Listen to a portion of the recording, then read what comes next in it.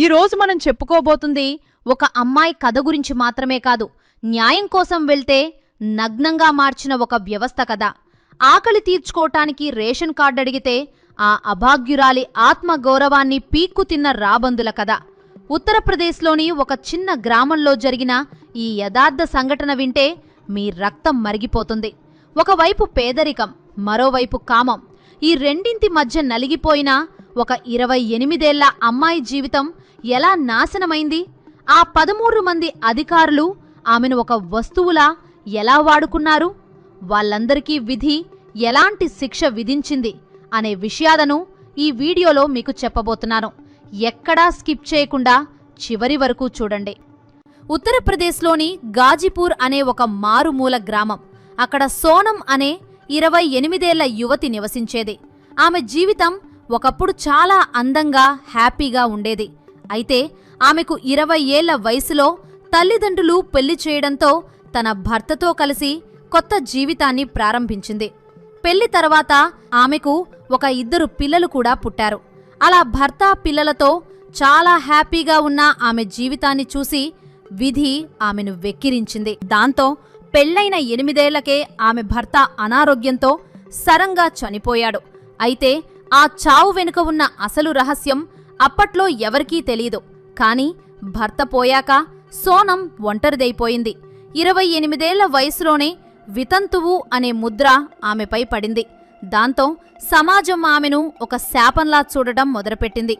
ఇంట్లో తినడానికి గింజల్లేవు, రేపటి పూట ఎలా గడుస్తుందో తెలియని స్థితి. భర్త వదిలి వెళ్లిన అప్పులు ఒకవైపు, ఆకలి, పిల్లల భవిష్యత్తు మరోవైపు ఆమెను వేధించసాగాయి. అలాంటి దారుణమైన స్థితిలో ఉన్నప్పుడే ఆమెకు ఎవరో చెప్పారు, ప్రభుత్వం ఇచ్చే వితంతు పెన్షన్ మరియు తెల్ల రేషన్ కార్డు కోసం అప్లై చేసుకో, కనీసం ఆ బియ్యంతోనైనా కడుపు నింపుకోవచ్చు, వచ్చే డబ్బుతో ఇల్లు గడపొచ్చు అని. ఆ చిన్న ఆశతోనే సోనం తన జీవితాన్ని మార్చుకోవాలని నిర్ణయించుకుంది.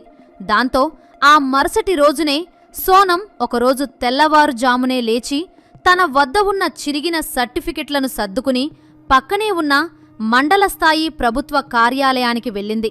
అది ఒక పాత భవనం. అక్కడ అడుగు పెడుతుంటేనే ఆమెకు ఏదో తెలియని భయం కలిగింది. ఆమె విలేజ్ రెవెన్యూ ఆఫీసర్ గదిలోకి వెళ్ళింది. సోనం 28 ఏళ్ల వయసులో ఉండడంతో చాలా అందంగా ఉండేది. ఆమె దరిద్రం ఆమె ముఖంలోని కళను మార్చలేకపోయింది. అందుకే ఆమెను చూడగానే ఆ విలేజ్ రెవెన్యూ ఆఫీసర్ కళ్లల్లో సహాయం చేయాలనే ఆలోచన కంటే ఆమెను ఎలా లోబర్చుకోవాలనే వికృత కామం మెదిలింది.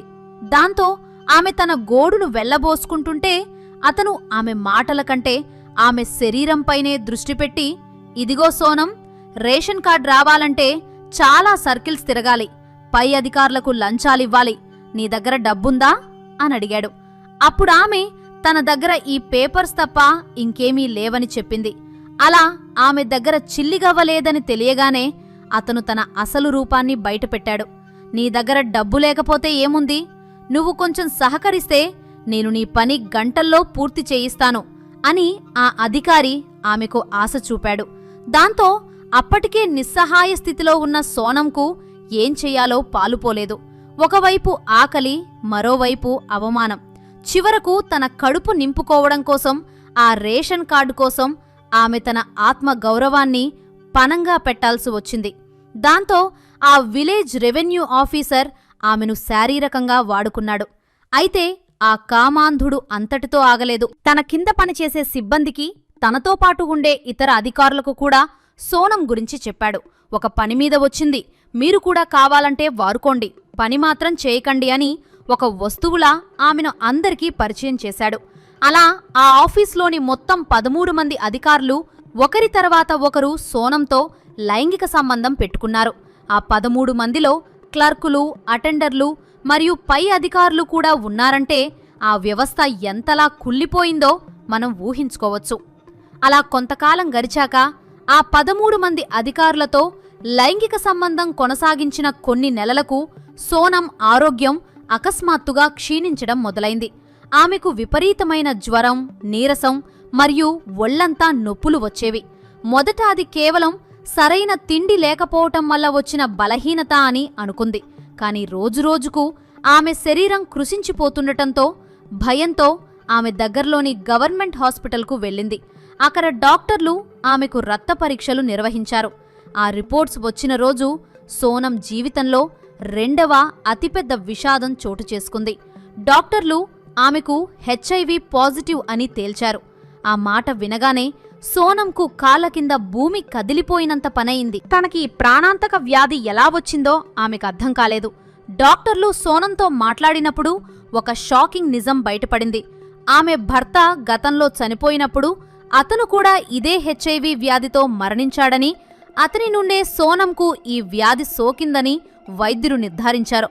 ఆమెకి ఈ విషయం తెలియదు.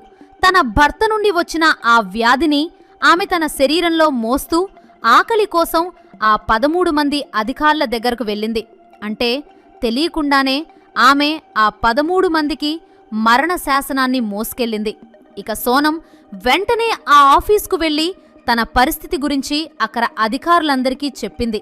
ఆమె చెప్పిన మాట విన్న ఆ 13 మంది అధికారుల గుండెల్లో రైళ్లు పరిగెత్తాయి. తమకు ఎక్కడ వ్యాధి సోకిందోనన్న భయంతో గుట్టుచప్పుడు కాకుండా వారందరూ వెళ్లి టెస్టులు చేయించుకున్నారు. విధి ఎంత విచిత్రమైనది అంటే ఆ 13 మంది అధికారులకు కూడా HIV పాజిటివ్ అని వచ్చింది. ఒక అభాగ్యురాల్ని మోసం చేసి ఆమె అవసరాన్ని ఆసరాగా చేసుకుని వికృత క్రీడలు ఆడిన ఆ 13 మందికి కర్మ తనదైన శైలిలో శిక్ష విధించింది. ఒకరి పాపం మరొకరికి శాపంగా మారింది. ఆ అధికారుల పరిస్థితి ఇప్పుడు దారుణంగా ఉంది. వారి కుటుంబ సభ్యులు, భార్యలు కూడా ఇప్పుడు ప్రమాదంలో పడ్డారు.